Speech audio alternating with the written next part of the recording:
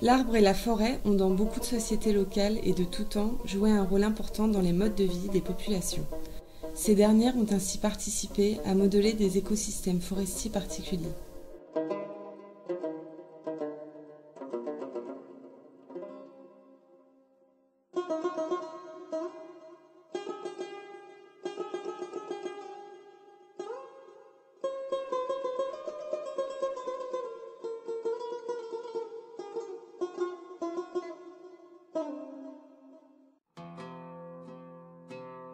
Source d'inspiration en termes de représentation, de vision du monde pour donner des sens à la vie, l'arbre est avant tout une source de ressources diversifiées et multifonctionnelles. Que ce soit pour le bois de feu permettant la cuisson des aliments et le chauffage, pour des matériaux servant à la construction des habitations ou à la fabrication d'outils, des réalisations peuvent donner lieu à de véritables œuvres d'art reflétant le génie humain pour améliorer son habitat et illustrer sa dimension culturelle. L'arbre et la forêt sont aussi pourvoyeuses de zones de pâturage pour les troupeaux domestiques et de fourrage foliaire utilisés lors de périodes critiques et de soudure pour l'alimentation du bétail. Différents produits peuvent aussi être retirés de la forêt. Des fruits, des feuilles, des racines, des graines pour l'alimentation humaine et pour des pharmacopées traditionnelles riches de savoir et savoir-faire accumulés au cours des siècles. On voit sur cette image par exemple une étape de fabrication de goudron à partir de genévrier oxycèdre ou CAD pour le déparasitage des animaux. Dans le Haut Atlas central marocain, la vallée des Aïd Bougmès, située entre 1700 et 2200 mètres d'altitude, représente un exemple remarquable d'une forêt rurale gérée par les populations locales. Cette société d'origine berbère a basé depuis des siècles son développement sur l'agriculture et l'élevage extensif. Elle a façonné un paysage construit autour de différents espaces complémentaires où la forêt et les arbres qu'elle abrite jouent un rôle fondamental dans la vie quotidienne des habitants. Et contrairement à d'autres sociétés où la forêt est considérée comme le domaine de l'au-delà, du sauvage, elle fait ici partie de l'univers domestique des villages, un peu comme un jardin jouxtant les habitations. Le paysage de la vallée des Aïd Bougmès est ainsi extrêmement structuré. En fond de vallée, l'espace irrigué permet des cultures vivrières et de rentes. Juste au-dessus, sur les affleurements rocheux, sont situés les villages. À proximité, des espaces forestiers nommés Agdal constituent de véritables greniers à bois et fourrage facilement accessibles. Plus haut se trouvent des espaces de parcours et de culture pluviale appelés bourgs. Enfin, on trouve en altitude des espaces de parcours ouverts à la transhumance de tribus nomades venant du sud du Haut Atlas et dont certaines parties sont aussi gérées en Agdal. L'Agdal est un terme générique qui représente une institution emblématique d'une gestion raisonnée et collective des ressources naturelles propres à ces sociétés rurales berbères. Il désigne des territoires dont les droits d'accès et d'usage sont réglementés par une institution locale traditionnelle, la Takbilt, qui peut être villageoise, intervillageoise ou intertribale. La Takbilt fixe les règles concernant les périodes et modalités d'exploitation des ressources naturelles. L'Agdal implique systématiquement une mise en défend temporaire sur un territoire déterminé, fixé en fonction des cycles de développement des plantes, de la croissance des feuilles, à la floraison et à la dispersion des graines. L'Agdal concerne essentiellement les zones de pâturage d'altitude, mais également des espaces forestiers. Nous nous intéressons ici plus particulièrement à ces Agdals forestiers villageois qui abritent du chêne vert et 3 essences de genévrier. Le genévrier oxycèdre ou CAD, le genévrier de Phénicie et l'emblématique genévrier thurifère à la longévité légendaire. Dans les Agdals forestiers de la vallée des Aïd Bougmès, 4 types de règles sont discutées au sein des assemblées villageoises. La première fixe les périodes autorisées de coupe de bois ou de feuillage. Dans ce dernier cas, il s'agit essentiellement de périodes hivernales où la neige empêche le pâturage des troupeaux. La coupe peut alors être autorisée tous les jours ou restreinte à certains jours de la semaine. Le deuxième point porte sur les quantités de prélèvements autorisées. Différents quotas peuvent être fixés ou non, selon la taille du troupeau familial, ou bien une quantité égale est attribuée à toutes les familles. Le troisième point concerne l'éventuelle division de l'Agdal en secteurs pour permettre des rotations de coupe. Le quatrième point concerne les espèces arborées que l'on peut couper. Dans certains villages, seul le chêne vert est autorisé à la coupe car le genévrier thurifère se raréfie.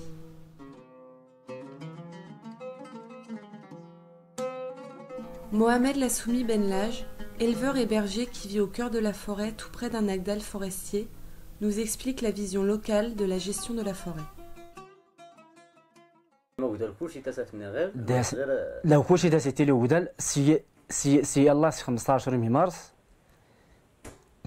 15 مارس دا سيتيني النايب انا بوين تسفت ممنوع النايب نضوار النايب نضوار دا سيتيني بوين تسفت ممنوع يلا سير لدادي يطار الحال هذا هي الصديق ودا غيتعلم هذه المهمات حتى ايت الموضع دغيا ورينا دون صغير ما تمشيش حتى دون دغيا اشوي سولي الله الدي ضرو تفال يجنيش يرتقل عتين دادي تدون او اني كان تسافت او اني كان يشد المسرقان مع صبميض ايوا يلا انا استمرنا اذا اي واحد يدودي بين تسافتات سيدو وارنون نغد غير يمكساو نغد ما كاس سير مي تسافتات لا تسافت داتي تستنت البهايم داتي تستاني زيارن داتي تستانت ولي المال كلشي البهائم والغنم والمعاز وكلشي داتي تستان كلشي داتي تستان اختياس ادوار ولا امازيغ كلشي دا يستعيش المال اختياس ما يكشون داخل سير ما ويتاعنا تدلي دي ما كاس اذا نتيسين مكتا شجرت انا تعلمت الشجر ديال اللان نخدم كاس نسير دا تدو وانا داروا اللي نقارض اي وانا داروا اللي نقارضنا ادي صغا ادي صفصاف سن صفصاف اي صفصاف انا على لوطاي وانا على كيغران وانا داروا اللي صفصاف كيغران نسمع الدور داس اللي ما استصغا دادي تاسي تميخت يدو سيغيل يناس النايبه ودرتها ربي غن 5 سنين معرض نيات البيت دادي تدو سيغيل اللي تاو يخف على سيسيو واتخينم واتخليس 3 متر البيتين تليس 3 متر واتخريس اللي 2 متر لا ورنا دبي غوا يلا يدو يديف امارش 3 متر داتي تبي ياسي تدلس ورينا يسير الشياض ورينا الزنزه يدلينا تاع البيت نسي باش ما يتيلي لا دغيا مشيت اي ديفا وين غوجلنا غيدي تيلي في 3 مترات وجا وين ما كاين باش يقيم ارض يستيلينا 2 متر و 3 متر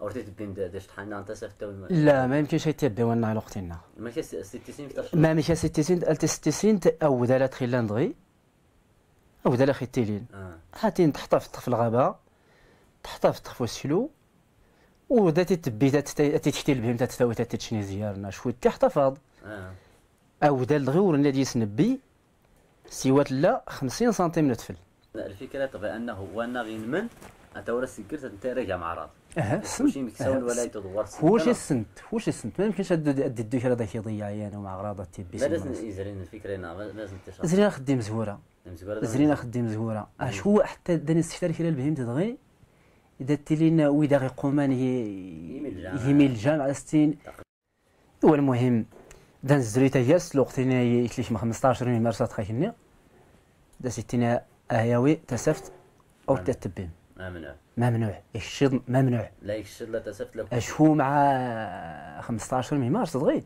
دايس خليف الشجر دايس خليف الشجر داتي له خليف داستالين وما دات بيتص دغيك دياز دو شروي حنا سنتيني يا تلميذ دغيت دياز لوقتنا الثاني وما الشجر لوقتنا الثاني وما الشجر يخسر غير اللي 15 مارس انا ودليل لا. À écouter ce berger, il ressort évident que la gestion traditionnelle des ressources de l'Agdal se fonde sur une connaissance intime et un savoir-faire remarquable sur la biologie et la physiologie des arbres. De fait, ce type de gestion impacte la physionomie des peuplements arborés et des arbres, et l'on peut aisément repérer dans le paysage les zones d'Agdal. Ces différences se manifestent à la fois par la hauteur et le volume des arbres, mais aussi par des formes particulières qui correspondent toutes à des ressources et des fonctionnalités différenciées, pensées et entretenues par la population locale. On peut observer sur ce versant conduit sous le système de l'Agdal, à gauche, des empreintes accrues du genévrier turifère dans le peuplement forestier, en liaison avec des tailles et des recouvrements plus importants. L'Agdal apparaît alors comme un concept simple et global, un concept socio-territorial désignant à la fois un territoire, des ressources et des institutions locales produisant des droits et régulant l'accès et l'usage des ressources.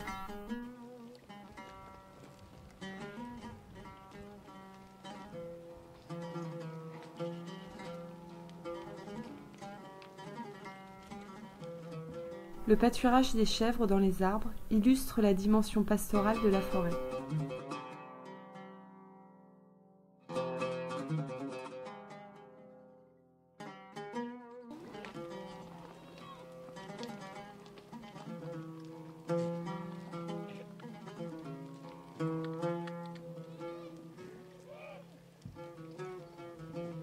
Le feuillage des arbres constitue de même une ressource fondamentale lors des épisodes neigeux où les fourrages se font encore plus rares et où les troupeaux peinent à se déplacer.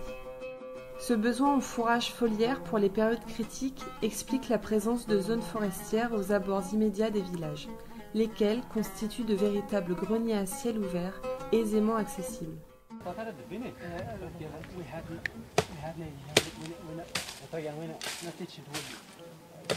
حنا لجان الفرق انا في الخطط الثاني ما يزور لنا والو ما يزور بزاف ولا ما تولي عطات الجماعه ديال تصل الجماعه فين الجماعه هذا داك تولي دغيا داك لا تولي ولا حتى اللي بزاف لا غير داك شي واحد لا حتى اللي صافي دغيا تضيع الشجر خصك هذا تبيت تيوز دير باش يسخن السفله باش يسخن السفله ديما ديري الواحد ديما ويت خدا تبيتها وين نوز دير باش الشجر تسخن السفله هكا هاك ما درتي لك مزيان طابي لك هذا انا تقومه سنتني كل صافي كان هذا الخن دابا تحتفظ والله مي والله يمس دابا تحتفظ هذا هذه ديما تدوري ولا خمس جدرات وتحشم تا فوق خصها تبين دراتين تبين يقيموا لنا تحشم تا فوق باش هذه تسخيله في الشجر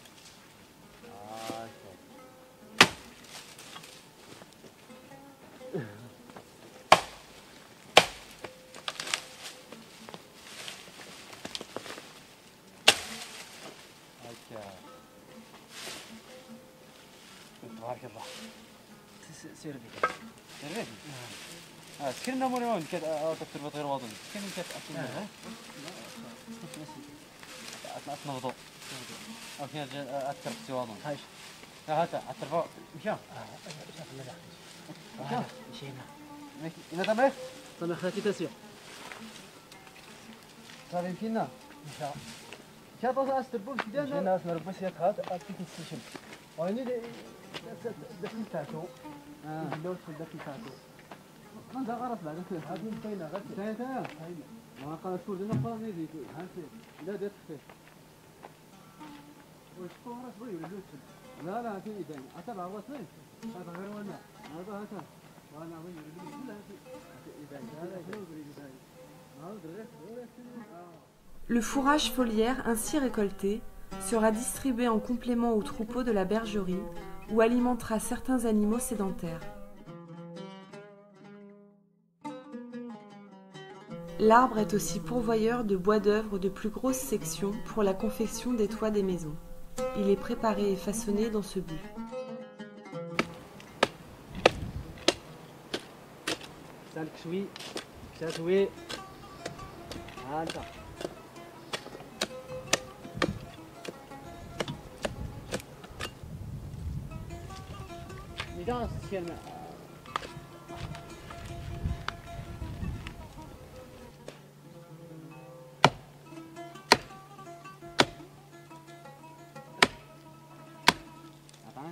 مشتولي لا صافي تولد راه بزاف حد مدينا صافي حد لنا باش هذا زيور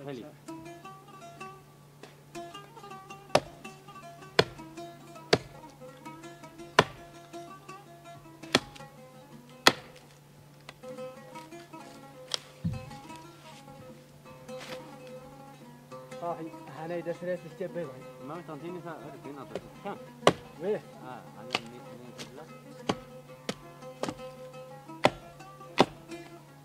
صافي الحاجه يحلم تتينا وهاد دغي هاد دغي 3 متر ونص 3 متر ونص دغيا يعني وجاد يتدري وجاد جهات وتفدل وانا رتبي وانا رتبي تبي سينا سي جدار يا سيدي شالي كاست باش ديري خسخيل يا سيدي تاشي هذا سيتيكات لا تنتاش متشجرينا باش ديري قيمات خي صحاح حلا ورقه اخلف دير يا مامي ونشنو غادي تخلى فيها انا شهر وانا عاطيني انا انت خالي فين كايا حتى وانا خالي وانا هو كلشي باين من وانا يتلغ مترو حتى خالي فاين اذا دغي وانا غادي يدير وانا غادي عتين تبعته وانا اذا تروى يعني تبعني صافي مشينا وانا اذا تروى صافي مشينا اذا تشرب دغي زين تنبطو تيا هكا هذا تو تنتهي لو قالت دارو او تتضيعت وكني في دابا يتناتني القضيه نوبوي وانا يوات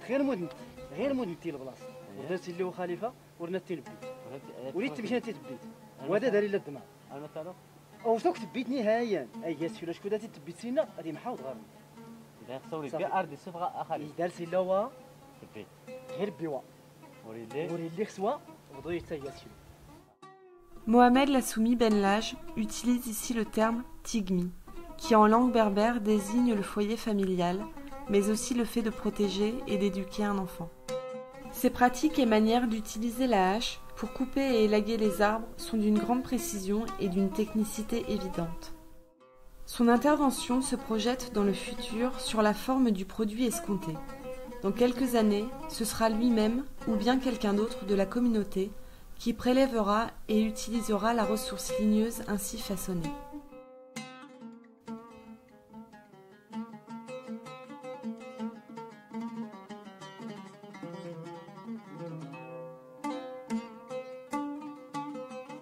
Mohamed Ali Friki, écologue à l'université Kadi Ayad de Marrakech, et Didier Genin, écologue et pastoraliste de l'Institut de recherche pour le développement, travaillent depuis une dizaine d'années à démêler l'écheveau de ces interactions hommes, arbres, milieux dans ces forêts rurales.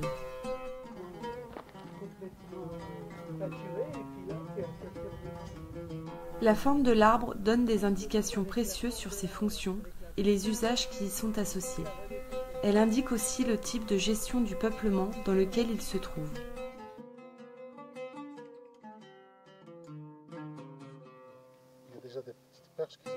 Cet exemple illustre le cas d'un arbre multifonctionnel localisé dans un agdal forestier.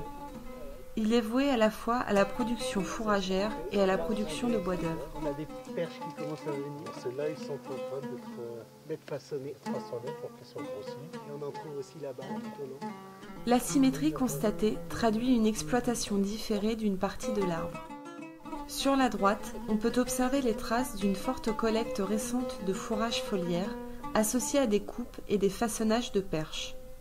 Sur la partie gauche, une très faible exploitation permet un développement foliaire important afin de permettre à l'arbre de conserver sa vigueur. Préparer peut-être d'autres personnes, c'est ça l'intérêt. On exploite ce qui est existant que d'autres ont préparé pour ceux qui les ont prélevés. Et eux-mêmes, ils ont mis leur coup de hache juste pour préparer les autres, pour ceux qui vont venir quelques années. Là, on peut voir, on voit très bien une poutre qui est en train de se faire. À l'intérieur, on observe également dans cette partie un façonnage ancien destiné à la formation future d'une poutre de gros diamètre. À ce niveau, elle est superbe.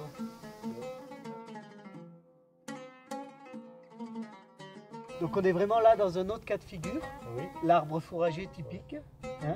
Donc à la fois pour le pâturage, Avec c'est facile. Oui. les animaux qui peuvent monter dans l'arbre et aller pâturer dans l'arbre directement, et puis l'utilisation dans les parties moins accessibles du feuillage qui va être destiné à l'alimentation des chèvres, coupé pour donner quand il y a de la neige, etc., que les animaux ne peuvent pas se déplacer. Soit au moment où directement ils vont le manger sur le sol, soit directement ils peuvent porter à la maison pour le fourrage. Alors l'arbre lui-même, il facilite ce type d'usage parce qu'il a des feuillages qui pleurent. C'est-à-dire qu'ils descendent, qu'ils tombent. En fait, c'est sur le plan de croissance, l'arbre il donne plus d'énergie pour la formation de feuilles que des branches, que de la partie ligneuse. Et donc c'est très intéressant comme espèce fourragère. Donc tu penses que cet arbre-là, les gens ont su qu'il s'agissait d'un arbre pleureur. Donc on va le favoriser pour le pâturage. Voilà. Donc c'est un vrai arbre à chèvre. Donc c'est un vrai arbre à chèvre avec un fourrage stock aérien, je dirais. Et un garde-manger. Un garde-manger aérien.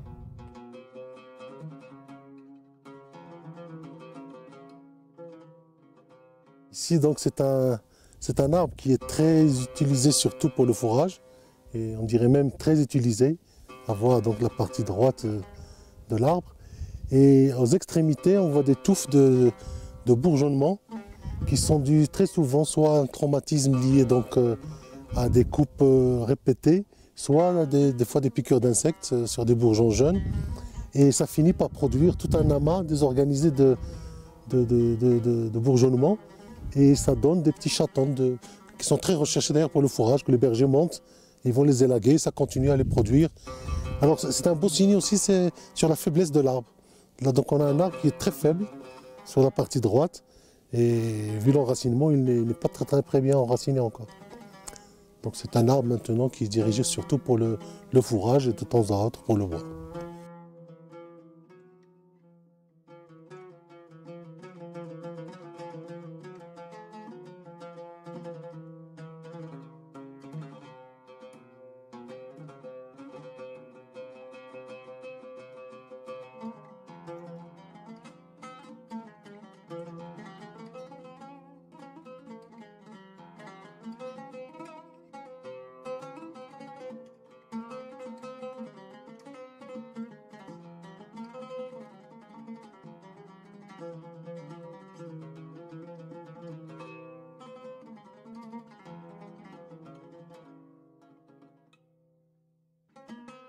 Dans certains villages, l'espace forestier tout entier est divisé en secteurs présentant des physionomies de peuplement orientées vers tel ou tel usage. Ainsi, dans le village d'Ibakalioun, on retrouve l'Agdal Louta, composé essentiellement de chênes verts et de genévriers turifères. Il est divisé en 4 secteurs, réservés à la fourniture de fourrage foliaire et de bois de feu en hiver lors des épisodes neigeux. Au-dessus se trouve un espace forestier non agdal, soumis à moins de règles d'usage, mais dont la dégradation et la productivité devenaient alarmantes. Ceci a conduit la communauté à le déclarer zone agdal intermittent pour une période de 4 ans. D'autres espaces moins accessibles sont dédiés à la production de poutres sur de longues périodes, 30 à 40 ans. Certaines zones forestières sont à accès et usage libre. Au nord du village, on trouve un autre espace forestier, composé uniquement de genévriers de Phénicie, non consommés par les animaux. Il est conduit en agdal pour la production de perches pour la couverture des toits des maisons. Un petit espace est même réservé à la collecte exclusive de bois de feu pour le chauffage de l'eau d'ablution de la mosquée du village. Cette multitude de pratiques permet une certaine diversité paysagère et favorise des zones de régénération à même d'assurer une pérennité écologique des écosystèmes. Combinée à la diversité des essences forestières et de leur façonnage, temporalité et spatialisation apparaissent comme les principes fondateurs d'une gestion forestière communautaire au service de la population locale, contrairement à la foresterie classique qui exclut sur de longues périodes toute activité humaine. Alors, vestiges du passé ou base de développement durable? La transmission des connaissances ancestrales et du savoir-faire autour de ces pratiques et la gestion en agdal des espaces boisés constituent un enjeu majeur pour la pérennité de ces systèmes communautaires d'appropriation et de gestion de la forêt rurale. Les dynamiques socio-économiques actuelles tendent à remettre en question ces systèmes de gestion. Ceci est dû, d'une part, au désintérêt des jeunes générations à continuer à jardiner l'espace, et d'autre part, au substitut des produits forestiers, jadis fournis par la forêt rurale, qui sont aujourd'hui disponibles sur le marché. Pourtant, ces milieux forestiers et les savoir-faire qui les ont façonnés constituent un véritable patrimoine qu'il apparaît nécessaire de mieux reconnaître et préserver. Comparé aux différentes formes d'aires protégées nationales, les Agdals sont jusqu'à ce jour bien respectés et fonctionnent normalement selon la loi du groupe. Il y a là des leçons à tirer et à faire valoir dans les domaines de la gestion forestière et de la définition des politiques environnementales.